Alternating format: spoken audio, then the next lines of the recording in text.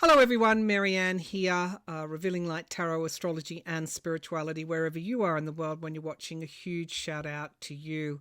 Thank you all for your likes, for your comments, for your subscriptions. Welcome to those new subscribers, and thank you to those that sent me gifts. They are very, very much appreciated.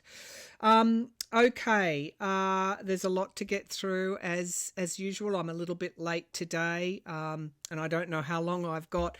I'm actually on babysitting duties, and my little grandson, who's about 18 months old, is with his Poppy, and I don't know how Poppy's going to go. But anyway, that's my husband. Also, I guess I need to also say that my middle son and his partner informed me that I will be a nana. Well, I'm just Maryann anyway. I will be, for a second time, and this time a granddaughter. As a mother of 3 sons, this is quite a delight to me. Happy news. All right, let's move into what we've got to get covered today. The internet is exploding because Trump, the former president, convicted felon, multiple indictee, appeared before the US National Association of Black Journalists, and it went horribly, horribly wrong. Or did it? Some are saying, why did his campaign allow him to go on into a forum like that? Again, yes, I noticed the orb. Again, I would say that it was a calculated, manipulative thing. Trump, whether you agree he's a racist or not, it's beside the point, and it doesn't really matter. What is evident there, what is true, what is without the burden of doubt, is that he displays racism. Over and over again, he plays the race card. He did it with former President Barack Obama. He's now trying to do it again with VP Harris. It won't work. She has always identified through her Indian heritage and her black heritage on her father's side from Jamaica. And of course, again, Jamaica ancestry goes back to West Africa. So, really, it's just it's just foolish. But then there you have it. That's what he's trying to do. And I tell you what, the journalists from ABC sitting in the first chair, Jake Tapper and Dana Bash, could take a lesson from her in how you interview a former president who time and time again displays racism. Without a doubt, racism. All right, we're going to look at just why he went on into a forum like that, because I think knowing him the way that we do, there was a purpose for it. I don't think he ever thought it was going to go well, and so this again was to stoke division. I just want to pull one card on each of the final VP picks. Josh Shapiro and Kelly were out in front in my last reading, but I've since had a pull or draw toward Tim Walz. Everybody has their picks, don't they? This is just to take the front runners and pull one card on each. As you will have known, one of the lead negotiators from Hamas in the ceasefire, remember Biden's ceasefire plan, was assassinated in Iran, obviously by Israel. So I'm going to ask the question, is Netanyahu trying to stop a ceasefire? Because a ceasefire leads to the day after, leads to serious, very serious negotiations around a 2-state solution. And how will Iran answer that? Project 25, very, very similar to Trump's Policy 47, very similar. So is that still in play? Obviously it is. Okay, so let's get started on a few of these questions. Where will we go first is always the way. Let's go with, why did he go before and appear before the National Association of Black Journalists? Let's take that one and just have a look at what the cards might throw up. Why did he go there? He knew he would have to face hard questions. He's looking pretty shriveled and does those penguin motions with his hands. And of course, as I said, no doubt all the evidence in the world that he was displaying racism in his answers. He knew he would be pilloried for it. Again, is this to stoke division? So let's have a look. Why did Trump go before the NAJB? The NABJ, sorry. Why did Trump go before the NABJ? The NABJ, the National Association of Black Journalists. Why was Trump there?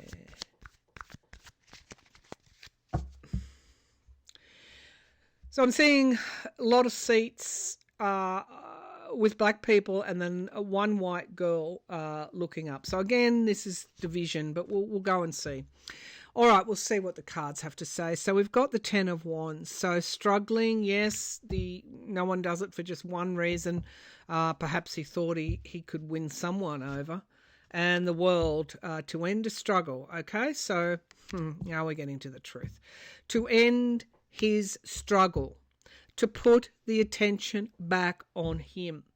To play the division. White and black Americans. To divide. He thought it would end his struggle.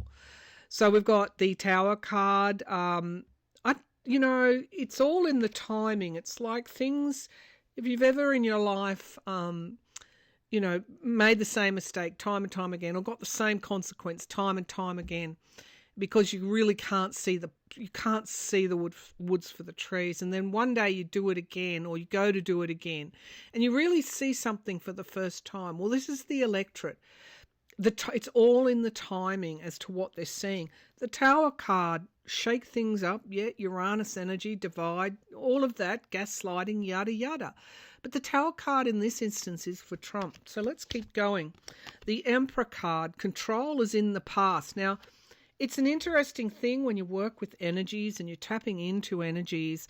So many people are speaking up. Where they may have either stayed silent or never found the opportunity to say something and be heard. And we're hearing things almost like we've heard them for the last 10 years, but we're hearing them really, really acutely now. And that's the way energy works. And I did watch Tim Walsh, a VP candidate, or in the running. He's been vetted. He was, I think, a former teacher, and he said this is the way you treat bullies. You stand up to them. And, we're all of a sudden seeing Tim Walsh for the first time.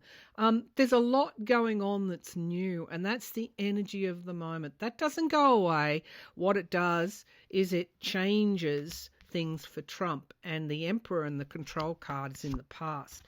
Now we've got restriction, and we've got paranoia, and we've got worry, and these are terrible cards for him. His campaign is not going well. Why did he go there? Wow, complete and utter downfall, trying to claw back some kind of support. By the way, why do people dress in blue and red suits? The Fox lady the Fox lady, the journalist, was in a red suit. The lady, wonderful journalist from the ABC, in a blue suit. Switch it up. What's this blue-red ties nonsense? Do the opposite and see how it goes down. If you usually wear a blue suit, put a red suit on. Okay. All right, so we get the Ace of Wands. The Ace of Wands. It was a plan. Okay, it's a plan. Things are going pretty uphill for him in his campaign. He had a plan. What's the atmosphere? A plan B. This is him at the moment. I got to do something. That's always worked in the past. I'm going right into the den of black journalists, and I'm going to let them do their best, and then we'll see what comes from that. He's hoping that white voters will watch that and start to fear. Hence the little girl in the, it was some kind of train or plane or something. It's trying to stoke this fear. He wanted a new start. He wanted a campaign reset. He's pretty insecure. I think behind the scenes, donors might be pulling away. But this is what he got. All he got was a talking point. So it's just more, he tried to switch the campaign up. Tried to play the race card. Tried to get everyone else to fall in line. But it is a different time and a different energy. This is what happens when you've been putting up with the bully in the classroom for years and then all of a sudden you snap. And where other people have been cowering, everybody turns around and backs you up and you throw that bully, pardon me, by their behind out the door, and that bully has no more power. Tim Walsh was right. Okay, so playing the race card, creating division, creating fear. All right, let's go to, he has plenty of talking points. Okay, let's go to Project 25. Is that still his policy? I feel stupid asking these questions because we know damn well it is. Project 25. This is a liberal channel, so anyone watching understand that this is pro-democracy, and yeah, America is a republic and a democracy too. We don't like dictators or would-be dictators on this channel. We don't mind Republicans on this channel. Welcome, you are absolutely welcome, Republicans, the never-Trumpers. Come on, and I've got a few of them here on this channel. You are so welcome. All right, Project 25. Is this still, is this Policy 47 or whatever it's called? It's Project 25, Policy 47. It's just dressed up, same horse, different rider. Okay, so is this still Project 2025? Is Policy 47, Project 2025.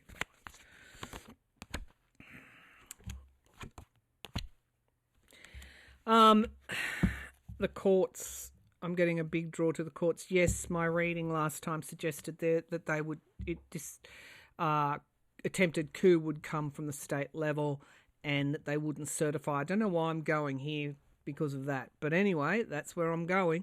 And I said some states weren't going to certify.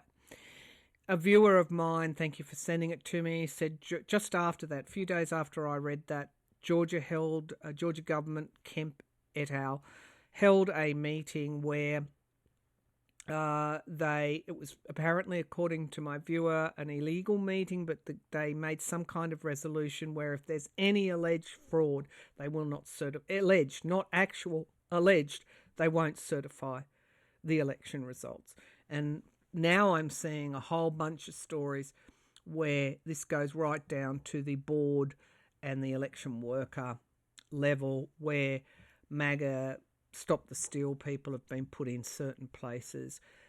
Before you start to worry too much, it is illegal if you don't have good reason not to certify. You have, by law, a legal obligation to certify fair election results, fair and unimpeded election results. And so even if they take it to the courts, which is what this is saying, Project 25, Policy 47, read the fine print, it may create delays and it will certainly create litigation, but that's it. The Knight of Swords, the Truth, I asked if it was the same thing dressed up. These are all yes cards. They had to move fairly quickly to try and distance themselves from Project 2025. Now, this in the sky here, young people are showing up, and we've got victory. I mean, these are just, I don't even know why. I won't go any further. It's just the same thing. Beware, because it's there. The past. What is past is current in this Policy 47. If I win, this will be my policy. It's Project 2025. Okay, let's keep moving because I'm expecting a call any time from my husband Eric saying come downstairs. Travis is not a happy camper. All right, So let's pull. I'm very interested to pull one card. Actually, I'll pull the laptop down. I generally don't do that because I know you like to see the orbs. But I do want you to see the cards for the VP picks. Let's go. Okay. Now, I had a draw to Shapiro and Kelly, but something came up in my clairvoyance with Shapiro, given what is going on in the Middle East. I don't want to hear any anti-Semitism on this channel, but I got a draw to the Middle East, and of course people thought that, it may not be Shapiro's time. I don't think they would not choose him because of that. I think, the Democrat Party is a big tent, as Joe Biden used to, or does tell us, and that includes everybody. Okay, so let's take a look. Let's, where will we go first? I want to see Walz. Let's go to Tim Walz, governor of Minnesota. Is a very impressive speaker. He's sort of like a younger version of Biden in a way. It's like, I don't know. I got a draw to him. He's a very accomplished speaker. All right, show me Tim Walz. Will Tim Walz be Harris's VP? He's from the Midwest, of course, so he brings a whole lot of that kind of demographic with him. Let's see, Tim Walz. So you're going to be Harris's VP. Tim Walz. So you're going to be Harris's VP. Oh, the tower. Oh, there's the cat lady. Okay, so sorry. So many of you picked up the cat in the Queen of Wands. Now we've got the tower, and we've got my card for Harris now, and we've got those that now. See, the cards are telling a bit of a story here. We've got those that are feeling left out in the cold. We've got an offer. I think an offer might have already behind closed doors. Something's already happened. Something coming to fruition in time. This is an interesting pull. We have the King of Swords here. Who's the air energy? Let's keep going. And then we get Biden. That's interesting. And then we get the Ten of Swords. So, for a whole lot of reasons, Walz would be a good pick. Queen of Pentacles, security, women. And then we get giving and receiving help, helping others. This is nice. I didn't intend to go this far. Something is let out of the bag. We get strength, and we get really nice cards underneath. So there's for and against Tim Walz, but I'm going to say he's certainly in the running. She's very conscious of the pick here. I don't know. He's definitely still in the running. Let's keep going and see what else we get. Okay, I probably won't pull a full spread on the others because that Tower card and the Queen of Wands were really interesting to me. Okay, so they were all yes cards, but I'm not convinced Walz is the actual pick yet. Let's see what comes forward for everybody else. Is Josh Shapiro going to be the VP pick, Harris's VP pick? Josh Shapiro from Pennsylvania. Is he going to be Harris's pick? Oh, nice. Oh, nice. Nice. Okay, there's the Moon and the Chariot, the King of Pentacles and the Ace of Pentacles. Trump's all over this one, but these are very, very nice cards. We've got the Knight of Swords, the Voters, the Apprentice card. I'm still going with Shapiro. He's very much there. All right, let's look at Kelly. Again, Kelly was another front runner. Shapiro is very strong this time. Whatever issues they've had, they've worked it out in some way. Kelly, are you going to be the VP pick? Is Kelly going to be the VP pick? Oops, something came out. Decisions, Hermit, moving quickly, restrictions, disappointment, and the donors. I'm not so convinced here, although I guess we keep going. No, he's not, I shouldn't say that. There's the Star of Hope. I don't think it matters. Secrets and something coming to fruition in time. I don't think it really matters who is, well, it does matter, obviously, but these are all very good candidates. I'm going to say that Shapiro's still looking like the front runner. Let's have a look at Bashir. I don't want to... Walsh, he got yes cards as well. So Kelly, the energy's not so strong now. All right, let's have a look at who else? Pete Buttigieg. Okay. How are you going? Are you likely to be the pick? God, he's the only one that can handle Fox. Pete, are you going to be the VP pick? Ugh. All right, Knight of Cups. He's strong, but then we get disappointment there. Inevitability. There's the King. No, I don't think so. I'm not really. No, there's that Five of Cups. No, it's not his time yet, so that nothing changed there. And we've got the Four of Swords at the base of the pack. All right, let's go. A couple more. Bashir. Andy Bashir. Let's see. Andy Bashir. Are you going to be the VP pick? From Kentucky. Bashir. I think he's still there. I think Pritzker has said he's not available. Bashir, are you going to be the VP pick?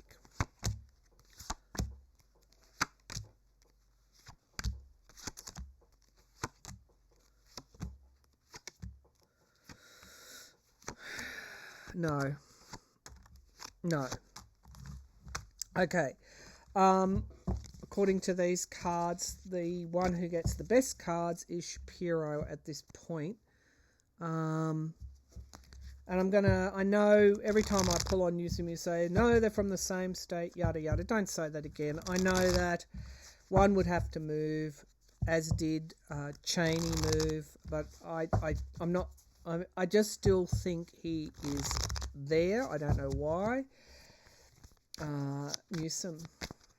Gavin Newsom, one would have to move addresses. It would be, I don't know, politically, I don't know. Let's go. Gavin Newsom, show me clearly. Let's eliminate him once and for all. All right. No. Yeah, I don't think so. Oh, my little boys. No, Newsom's not in the running. Okay, so I'm just going to say at this point, and I know they're considering a lot of other people, but at this point I'm going to say Shapiro's looking pretty strong. I'm going to ask one more question because the little baby is crying downstairs. And let's go. One more.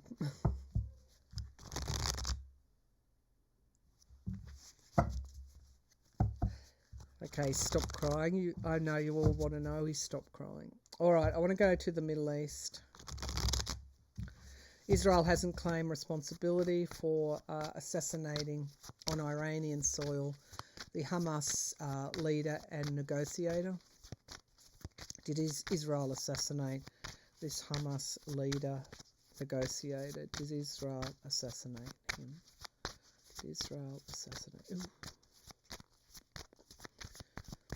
I don't know how he was killed, but it's like someone's pouring something down his throat. Did Israel assassinate? Okay. Did Israel assassinate? Manifestation. Planning, plan B.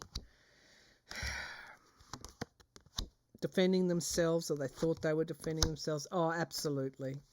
Absolutely. Okay, so weighing things up.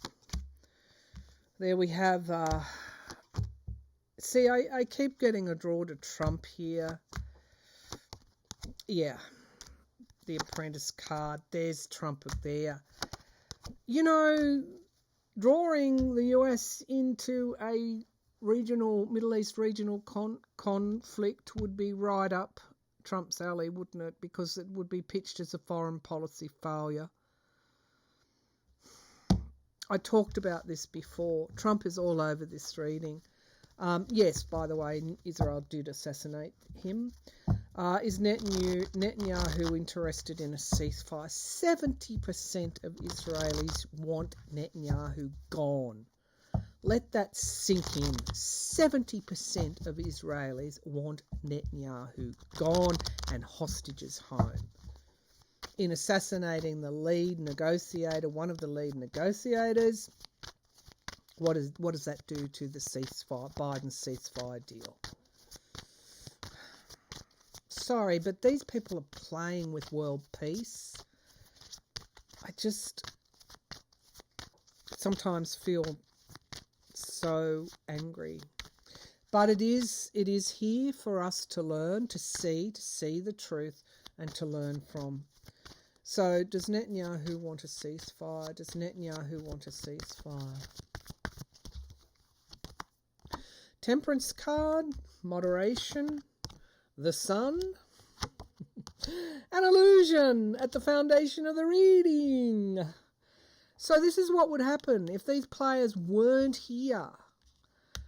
Confusion, illusion, delusion, planning with three parties in the tent planning something. We get money, greed, and there's Trump again. Not a ceasefire at this time. We have the Democrats and we have abuse of power. So again, this reading, there's the moon, things underneath the surface, waiting for one ship to come in. The hermit, isolation, and pausing something. So he wants to pause the momentum. He wants to pause the momentum.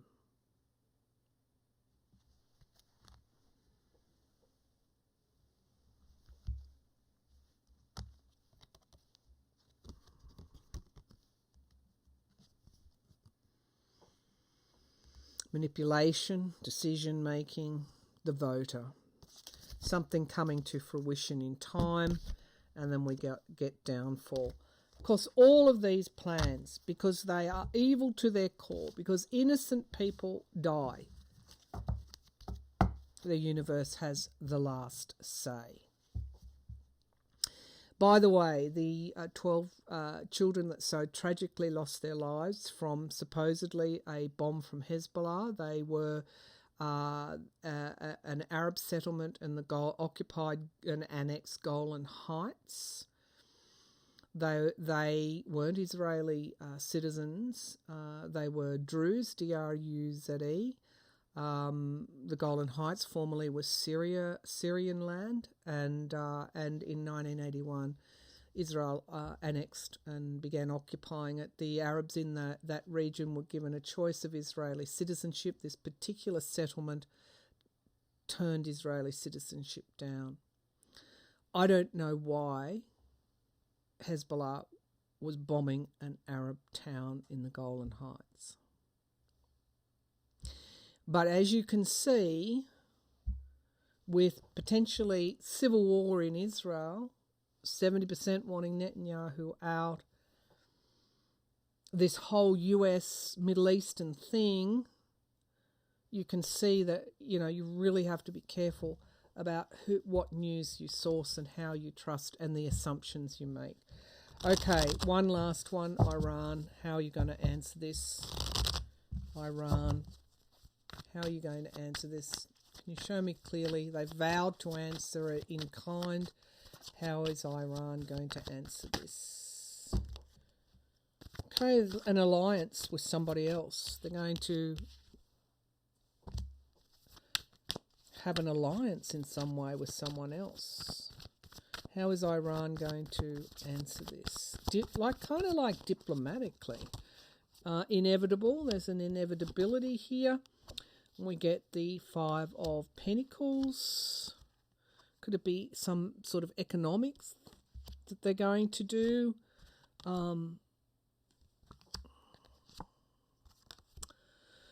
I think it's economically. I don't even know why I'm going there, but it seems like there's an alliance and there's some kind of economic something. I don't know what it is that they're... the Eight of Swords and heavy decisions. They're not going to do what they did before. This is a different way of responding. Knight of Pentacles, financial consistency, and something we can't see yet. It's death of some sort. And we get the King of Cups and a new start. This is not a traditional way. They're going to answer back. There's going to be some kind of violence, but this is not a traditional way that they're going to do it. Don't think that they won't respond. These cards say they will. What is the High Priestess? What is the High Priestess? Yeah, money. An alliance and some kind of sanctioning. Do they join with Qatar, for example, Qatar? There's some kind of sanctioning, some kind of financial something that they're going to do, but they're also planning something else because there's death there as well. And that's the part we can't see. So they may very well assassinate somebody else that they feel is in connection with this. But they are going to form an alliance to condemn it in some way. And there's something to do around, I don't know, economics, money, I don't know. Anyway, I better go. Thanks for tuning in. Bye for now.